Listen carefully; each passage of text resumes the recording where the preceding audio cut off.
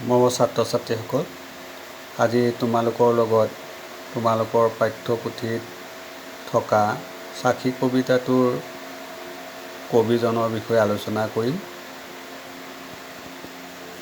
আহাচোন। সাখী কবিতাটোৰ কবিজনৰ নাম হৈছে কবিদাস।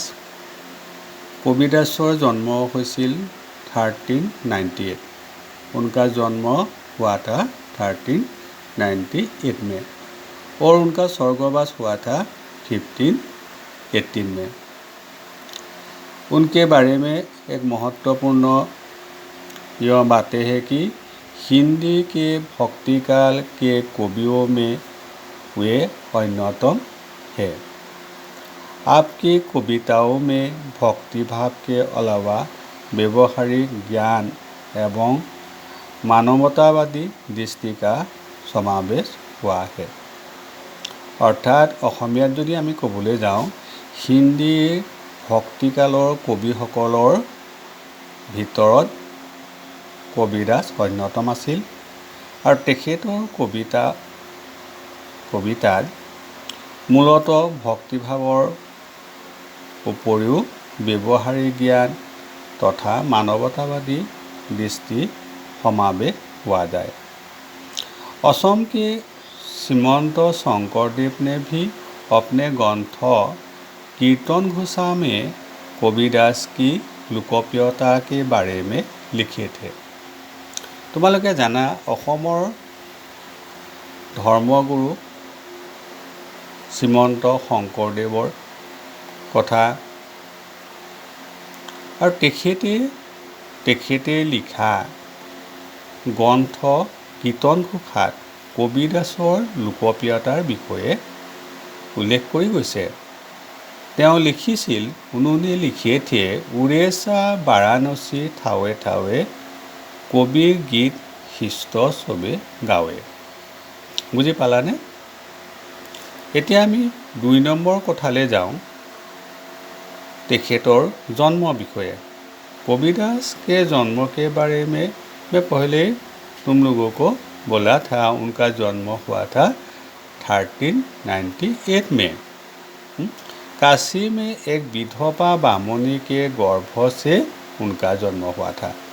लोक लज्जा के कारण लहरतारा नामक स्थान के एक तालाब के किनारे छोड़ दिया था। তোমালোকে মহাভাৰতৰ কৰ্ণৰ কথা গম পোৱা আৰু যদি নাজানা তোমালোকে ঘৰত সুধিবা। মহাভাৰতত কুন্তীয়ে যেনেকৈ কৰ্ণক যি কাৰণত নদীত উটুৱাই দিছিল, সেই ঠিক তেনেদৰে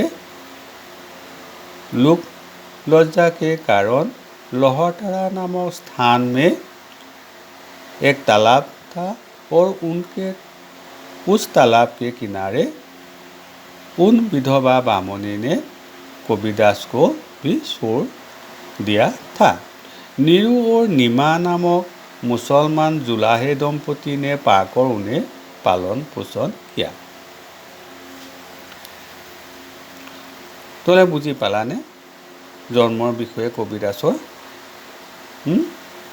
मैं फिर से सुनो। नीरू और नीमा नामक मुसलमान जुलाहे दंपति ने उन्हें पाकर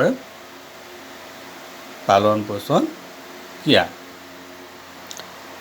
आमी अन्य এটা कबीदासर विषये आमी गुरुत्वपूर्ण कथा आलोचना करूँ। कबीदासर जी नाम कबीर, ये कबीर अर्थ की ध्यान से सुनो। कबीर शब्द का अर्थ है बड़ा, महान, श्रेष्ठ। आगे जाकर सच्चे अर्थ से कबीदास भी बड़ा, महान और श्रेष्ठ बने थे। बुझी पाला? এতিয়া আমি অন্য এটা महत्वपूर्ण কথালৈ যাওঁ। सन कबीदास जी स्वामी रामानंद के योग्य शिष्य थे। वे इस संसार के रोम रोम में रमने वाले प्रत्येक अणु परमाणु में बसने वाले निगुण निराकार राम की आराधना करते थे। संत कबीरदास जी के गुरु थे रामानंद और उनके आराध्य देवता थे श्री राम। এতিয়া আহাচোন আমি অন্য এটা গুৰুত্বপূৰ্ণ কথালৈ যাওঁ। कर्मयोगी कबीरदास ने जुलाहे काम करते थे। क्या करते थे? कर्मयोगी कबीरदास ने जुलाहे काम करते थे। अपने आराध्य राम के गीत भी गाया करते थे और साथ ही लोगों को अच्छे उपदेश देते थे। संत कवि कबीरदास जी ने क्या काम करते थे? जुलाहे काम करते थे, अपने आराध्य राम के गीत गाया करते थे, साथ ही लोगों को अच्छे उपदेश भी दिया करते थे। আৰু এটা আমি কবিৰদাসৰ গুৰুত্বপূৰ্ণ কথা তোমালোকৰ লগত আলোচনা কৰোঁ আহাচোন।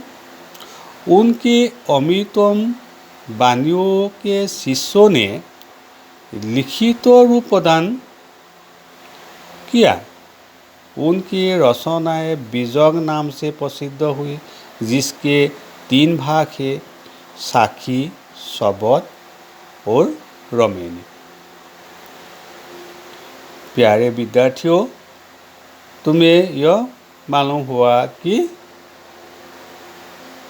कबीरदास जी के जो उपदेश दिया करते थे वो उपदेश वाणी के रूप में दिए थे और उन वाणियों को उनके शिष्यों ने लिखित रूप प्रदान किए थे और उनका नामकरण भी किए थे।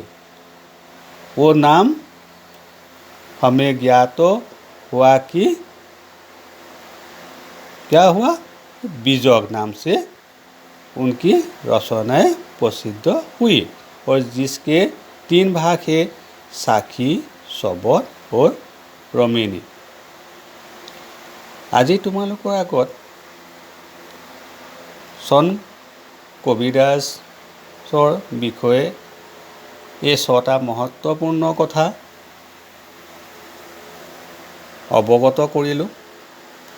পৰৱৰ্তী ভিডিঅ'ত তোমালোকলৈ মই আগবঢ়াম কবিৰদাসৰ কাব্যিক ভাষাৰ বিষয়ে আৰু কবিৰদাসে লিখা বুলিয়ে কৈছোঁ কবিতাটো, সাখী নামক যি কবিতাটো তোমালোকক দিয়া হৈছে সেই বিষয়ে আলোচনা কৰিম।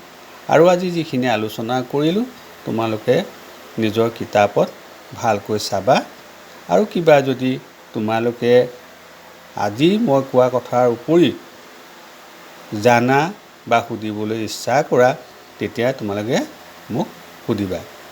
ধন্যবাদ।